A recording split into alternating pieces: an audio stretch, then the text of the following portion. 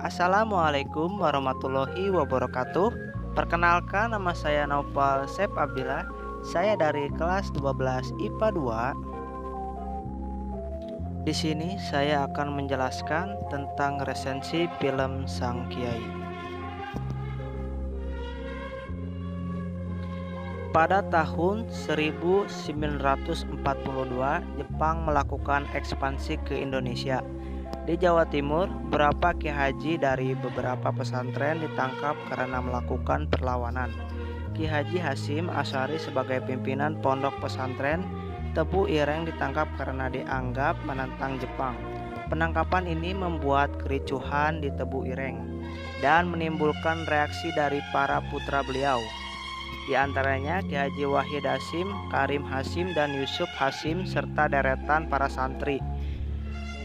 Baidlawi, menantu beliau, Kang Solihin, orang kepercayaan, serta 3 santri muda, Harun, Kamid, dan Abdi.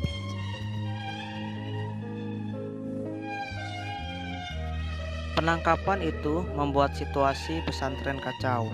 Maisaroh, atau lebih kerap disebut Nyai Kapu, istri Ki Haji Hasyim Asy'ari, diungsikan ke daerah Denaran. Ki Haji Wahid Hasyim bersama Wahab Hasbullah meminta agar Ki Haji Hasyim Asy'ari dibebaskan. Kepala Kempetel yang menahan beliau tidak bersedia membebaskan. Bahkan Ki Haji Hasyim Asy'ari dipindahkan ke penjara hingga 3 kali, mulai dari penjara Jombang, Mojokerto hingga ke penjara Bubutan, Surabaya.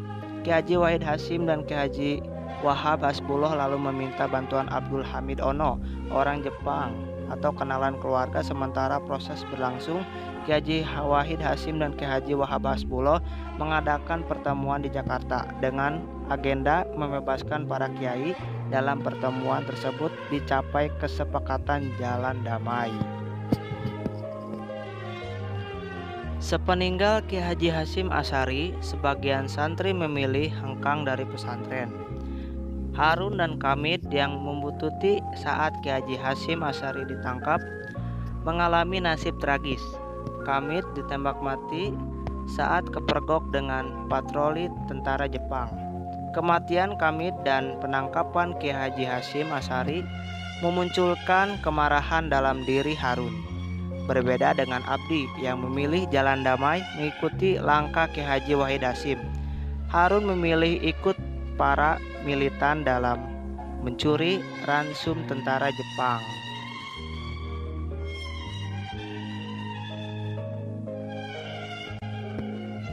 Jepang membebaskan para kiai, termasuk Ki Haji Hasyim Asy'ari. Mereka mempertimbangkan bahwa membebaskan para kiai agar bisa diajak kerjasama.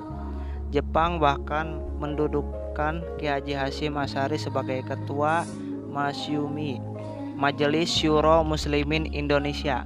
Karena tidak berkedudukan di Jakarta, Ki Haji Hasyim Asy'ari melimpahkan wewenang pada Ki Haji Wahid Hasyim.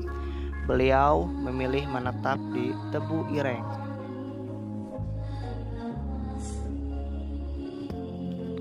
Melalui Masyumi, Jepang meminta rakyat melipat gandakan hasil bumi. Bahkan melalui ceramah di Masjid Sumubu Departemen Agama yang dipimpin Husein Jajandingrat dan pentinggi Sumubu Wiro Hadjono, melalui media Suara Muslimin meminta Masyumi agar menyitir ayat-ayat dalam menggerakkan pengumpulan hasil bumi. Ketegangan antara Masyumi dan Sumubu mulai. Harun mempertanyakan hal ini pada Ki Haji Hasyim Asy'ari.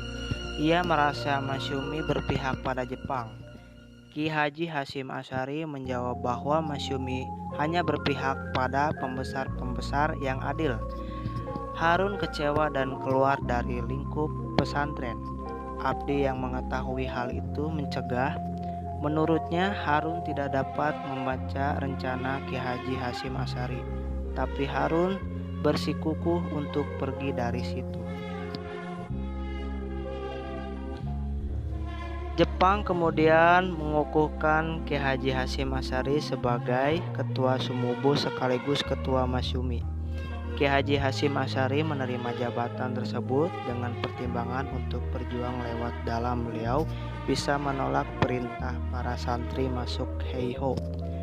Malah terbentuk barisan Hizbullah. Jepang mulai mengalami kalah perang, tapi mengembalikan kedaulatan kepada sekutu. Utusan Presiden Soekarno menghadap Kiai Haji Hasyim Asy'ari. Pesan Presiden Soekarno itu soal hukumnya membela tanah air. Terjadilah resolusi jihad di Surabaya. Para santri bersiap untuk berjihad. Pada titik ini, Harun mulai terbuka matanya. Peristiwa tewasnya Malabi ini adalah awal perang dahsyat 10 November 1545 yang melibatkan rakyat. Berbagai barisan pemuda serta laskar Hizbullah bentukan Kiai Haji Hasyim Asy'ari yang terdiri dari para santri.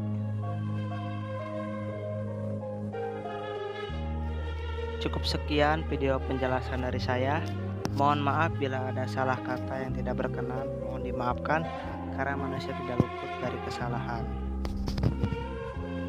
Dengan ini saya tutup. Wassalamualaikum warahmatullahi wabarakatuh.